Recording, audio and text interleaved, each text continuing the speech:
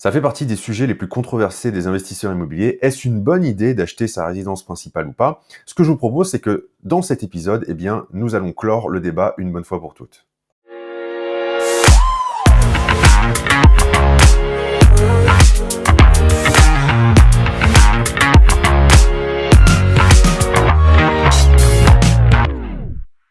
Bonjour et bienvenue dans ce nouvel épisode. Je m'appelle Julien Loboda, je suis investisseur depuis 2012 et sur ce podcast, je vous aide à créer votre liberté avec l'investissement immobilier. Alors, je pense que vous avez au moins une fois entendu un investisseur immobilier, moi y compris d'ailleurs, vous dire de ne pas acheter votre résidence principale et qu'il fallait mieux rester locataire. Alors, dans cet épisode, l'idée, c'est de vous apporter des précisions et de rentrer dans le détail, car vous allez voir que ce n'est pas toujours aussi simple. Et si vous restez jusqu'à la fin de ce podcast, je partagerai avec vous une astuce pour que votre résidence principale ne vous coûte rien, ou en tout cas presque rien. Alors, on ne va pas faire durer le suspense plus longtemps. Tout d'abord, je pense que je vais décevoir plus d'une personne, mais la réponse pour moi, elle est évidente, c'est oui. Oui, c'est une très bonne idée d'acheter votre résidence principale. Alors là, je sais qu'il y a des gens qui vont dire « Mais what, Julien, tu nous répètes qu'il vaut mieux rester locataire, qu'est-ce que tu nous sors, d'un coup tu changes d'avis, etc. » Pas du tout. Je vais vous apporter une petite précision, les amis. C'est que sur du long terme, et je dis bien sur du long terme, c'est une excellente chose d'être propriétaire de votre résidence principale. Maintenant, si nous sortons du cadre long terme, les choses sont plus nuancées et elles dépendent de 3 facteurs. Elles dépendent tout d'abord de votre âge, elles dépendent de l'endroit où vous vivez et elles dépendent du temps que vous prévoyez de rester dans votre logement.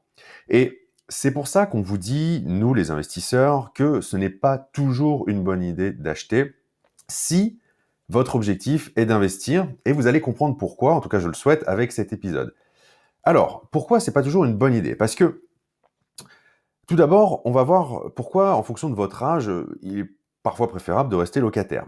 Quand vous êtes dans la vingtaine et que vous n'êtes pas propriétaire de votre résidence principale, pour moi, c'est quand même un sacré atout. Parce que ça vous permet d'être flexible, ça vous permet de déménager rapidement, ça vous permet d'habiter dans un petit logement pour avoir un taux d'endettement faible, d'avoir un reste à vivre important, le temps d'investir dans quelques appartements ou quelques immeubles avant de songer à acheter votre résidence principale. Et quand vous êtes dans la vingtaine, ça ne choquera aucun banquier que vous ne soyez pas propriétaire de votre résidence principale. À l'inverse, si à 50 ans, vous êtes toujours locataire de votre résidence principale et que vous voulez réaliser un investissement locatif, ce sera beaucoup plus mal vu par une banque parce que, à cet âge-là, elle considérera que vous avez quand même beaucoup d'années d'expérience professionnelle, que vous avez largement eu le temps d'acheter votre résidence principale et que donc c'est bizarre, vous ne rentrerez pas forcément dans les cases de la banque d'être locataire. Donc voilà, déjà, pourquoi votre âge est un des premiers facteurs qui va avoir un impact sur le fait d'acheter votre résidence principale ou pas. Ensuite, le deuxième facteur, ça va être l'endroit où vous vivez. Parce que indépendamment de l'âge que vous avez, le lieu dans lequel vous allez choisir de vivre a un impact sur le prix au mètre carré et donc sur ce que vous pouvez vous offrir. On est d'accord que, par exemple, si on prend un T2 de 50 mètres carrés à Paris, allez, on va dire grosso modo qu'on est à 1 300 € par mois en location. C'est une moyenne, Paris, région parisienne. On ne va pas chipoter sur les détails. L'idée, c'est de comprendre la logique qui se cache derrière. Donc, un T2 de 50 mètres carrés, 1 300 € en location. À l'achat, ce même T2, il va valoir quoi? Un demi-million d'euros à peu près, 500, peut-être 600 000 euros. Allez, on va dire 500 000, ce qui fait 2 500 € par mois sur 20 ans. Donc, vous allez être au double, grosso modo, en termes de mensualité de crédit que par rapport à un loyer. Si vous restez locataire, vous aurez donc un taux d'endettement qui sera plus faible, un reste à vivre plus fort et donc une capacité d'emprunt plus importante. À l'inverse, il y a aussi des villes dans lesquelles le prix du mètre carré est très bas et où ça va vous coûter même moins cher de devenir propriétaire que de rester locataire. Dans ces conditions, effectivement, c'est bien plus intéressant d'acheter votre résidence principale. Troisième facteur à prendre en compte, la durée pendant laquelle vous prévoyez d'habiter votre logement. Parce que quand vous achetez un bien immobilier, vous allez devoir payer des frais de notaire et ces frais de notaire, c'est assez difficile de les retrouver à la revente. Et donc, pour amortir ces frais de notaire, il va falloir rester plusieurs années dans votre logement. Et c'est d'autant plus vrai que plus le logement est cher, plus il va falloir rester longtemps, puisque les frais de notaire sont proportionnels au prix d'achat. Donc encore une fois, si vous achetez à Paris un bien à 500 000 €, vous paierez beaucoup plus de frais de notaire qu'un T2 au Mans, par exemple. Donc, si vous prévoyez d'emménager, par exemple, si vous êtes dans la vingtaine ou début de trentaine, que vous achetez un logement pour vous seul, mais que dans 1 an ou 2, vous prévoyez d'emménager avec votre moitié et de faire des enfants, par exemple, eh bien, ça va pas forcément être une bonne idée d'acheter un T2. Mieux vaut rester locataire et vous achèterez quelque chose de plus grand le jour où vous voudrez fonder une famille. Ok? Donc, sur cette vision moyen terme, si vous voulez investir, vous allez devoir faire les calculs en fonction de votre situation. Et vous aurez compris, je pense, que dans certains cas, eh bien, devenir propriétaire de votre résidence principale, ça va freiner votre croissance en tant qu'investisseur, alors que dans d'autres situations, ça n'aura absolument aucun impact. Ça, c'est pour la vision moyen et court terme. Maintenant, on va se positionner sur du long terme, comme je vous l'ai dit au début de ce podcast. Sur du long terme, avoir un logement qui vous appartient, ça vous garantit d'avoir un toit au-dessus de la tête et de ne plus avoir à payer pour votre logement le jour où vous aurez complètement fini de rembourser votre prêt immobilier. Et c'est d'autant plus vrai lorsque vous arriverez à la retraite et que vos revenus diminueront. En plus de ça, vous allez capitaliser tous les mois en remboursant votre mensualité et donc vous allez reconstituer votre capacité d'emprunt au fur et à mesure que le temps passe. Et donc ça vous permettra par exemple de partir sur de nouvelles opérations. Imaginez que dans 10 ans, vous ayez remboursé 35 ou 40% de ce que vous avez emprunté. Eh bien, c'est de la capacité d'emprunt que vous aurez reconstituée, donc vous pourrez réemprunter à nouveau sur cette même base. Et enfin, on constate que sur du long terme, les prix de l'immobilier augmentent, mais les salaires ne suivent pas forcément. Et donc, en achetant aujourd'hui, vous pourrez revendre dans X années au prix du marché, peut-être dans 10 ans, vous aurez revendu au prix du marché de dans 10 ans.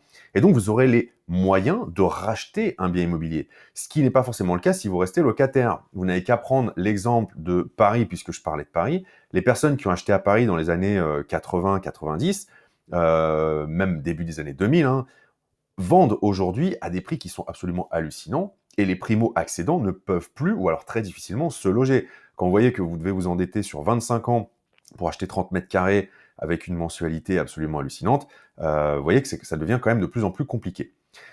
Si vous achetez aujourd'hui, eh bien, et que vous avez les moyens d'acheter aujourd'hui et que les prix suivent la même évolution, imaginons que les prix aient doublé dans 20 ans, eh bien, vous revendrez au prix qu'il y aura dans 20 ans et donc vous aurez les moyens de racheter quelque chose dans 20 ans.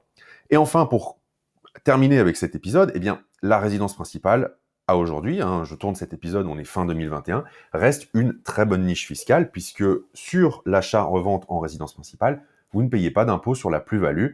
Donc, si vous arrivez à faire une belle opération d'achat-revente, à y habiter quelques temps et à prendre une plus-value lorsque vous revendrez, eh bien, profitez-en parce que c'est quand même une des niches fiscales restantes en immobilier en France. Alors, je vous avais promis de vous dire comment faire pour que votre résidence principale ne vous coûte rien ou presque rien. Eh bien, l'astuce, c'est de penser votre RP comme un investissement. J'ai un ami qui a acheté une maison qui est sur 2 niveaux, 2 fois 90 mètres carrés. Eh bien, il s'est installé avec sa femme au rez-de-chaussée, en plein pied, et il a créé un appartement dans l'étage supérieur. Il a mis un escalier extérieur pour que l'appartement ait un accès indépendant. Et donc, il loue cet appartement, ce qui lui permet de payer à peu près les 2 tiers de son crédit immobilier. Donc, vous voyez, il a transformé un passif en actif et du coup, il se loge pour beaucoup moins cher que s'il n'avait pas fait cette transformation. Vous avez aussi des personnes qui ont une dépendance dans le jardin, qui vont louer ça à un étudiant ou en location courte durée, ou une chambre que vous n'utilisez pas chez vous, ou un sous-sol que vous pouvez transformer en habitation, etc., etc. L'idée, c'est vraiment de penser votre résidence principale comme un investissement, ou comment vous pouvez faire pour que votre résidence principale vous rapporte de l'argent. Voilà ce que je voulais partager avec vous dans ce nouvel épisode. Si vous voulez aller plus loin, je vous propose de télécharger gratuitement mon livre « Comment vivre de vos loyers sans multiplier les achats immobiliers ». C'est un e-book dans lequel je vous explique quelle est la stratégie à utiliser pour générer jusqu'à 1 500 € de cash flow net avec un seul achat immobilier. Je ne vous en dis pas plus. Si ça vous intéresse, eh bien vous cliquez dans le lien qui accompagne la description de cet épisode et vous pourrez recevoir mon e-book. Merci à vous d'avoir écouté cet épisode jusqu'au bout et je vous dis à très vite pour un nouvel épisode. Au revoir.